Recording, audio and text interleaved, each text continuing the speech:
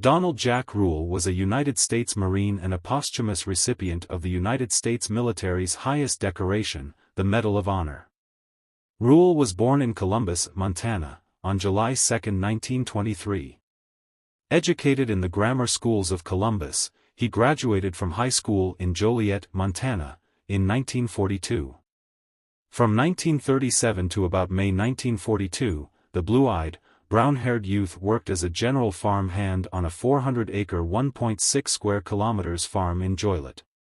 His wages were $15 a week, room and board, and, as the farm had no mechanical labor, he worked hard for his pay. In the spring of 1942, shortly before his graduation, he went to work for the Independent Refining Company of Laurel, Montana, as a laboratory assistant for $32 a week. His only relaxation was found in hunting small game with his 12-gauge shotgun. He enlisted in the Marine Corps Reserve on September 12, 1942, in Butte, Montana, and went on active duty the same day. He was transferred to the recruit depot in San Diego, California, and during his training fired a score of 224 with the service rifle to qualify as a sharpshooter. Ruhl also made the grade as a combat swimmer. For sport, the 5 feet 11 inches, 147 pounds farmer boxed in the recruit matches and also participated in baseball, basketball, and swimming. Upon completion of boot camp in November, Ruhl was transferred to Company B, Parachute Training School, San Diego. Promoted to private first class on December 19, 1942, at the conclusion of the 5-week course, the qualified parachutist joined Company C, 3rd Parachute Battalion of the 3rd Marine Division at Camp Elliott, San Diego. Ruhl went overseas on board the USS Mount Vernon AP-22 on March 12, 1943, as a 60mm mortar crewman. En route to New Caledonia, which was to be a training base for the parachute Marines, he crossed the equator on March 17, and was duly initiated into the realm of King Neptune. After 6 months of training at New Caledonia, his unit sailed for Guadalcanal on board the USS American Legion APA-17 in September 1943. In October, the unit, which was now Company L, 3rd Parachute Battalion, 1st Marine Parachute Regiment, I Marine Amphibious Corps, boarded ship and moved on to the newly won Vella La Vella Island in the Southern Solomons. About 2.5 months later, Ruhl was again aboard ship.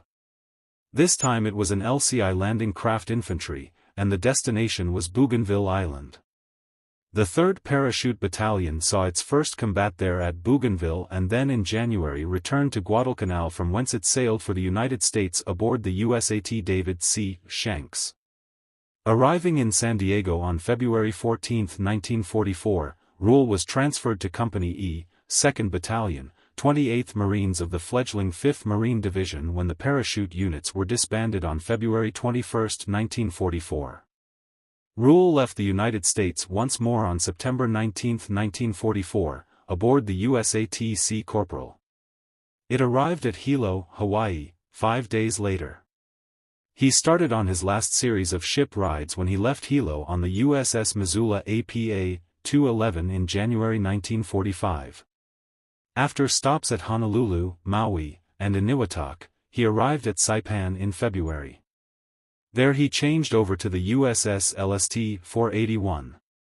LST-481 carried the Marines to the shores of Iwo Jima. Medal of Honor action on Iwo Jima. D-Day at Iwo was February 19, 1945. On that day, Ruhl single-handedly attacked a group of 8 Japanese who had been driven from a blockhouse. Killing one with his bayonet, he killed another with rifle fire before the rest fled.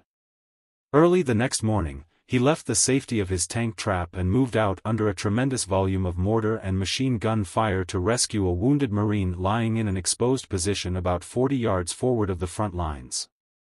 Half carrying and half pulling the wounded man, Ruhl removed him to a position out of reach of enemy rifles.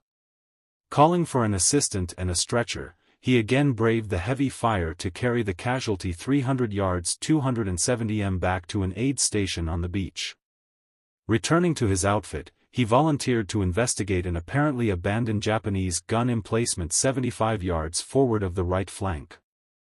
Subsequently, he occupied the position through the night, thus preventing the enemy from again taking possession of the valuable weapon.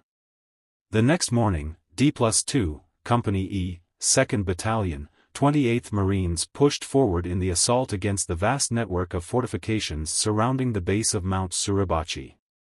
During the advance, Ruhl with his platoon guide Sergeant Henry Hansen, later famous for a mistaken belief that he was involved in raising an American flag on Mount Suribachi, crawled to the top of a Japanese bunker to bring fire to bear on enemy troops located on the far side of the bunker.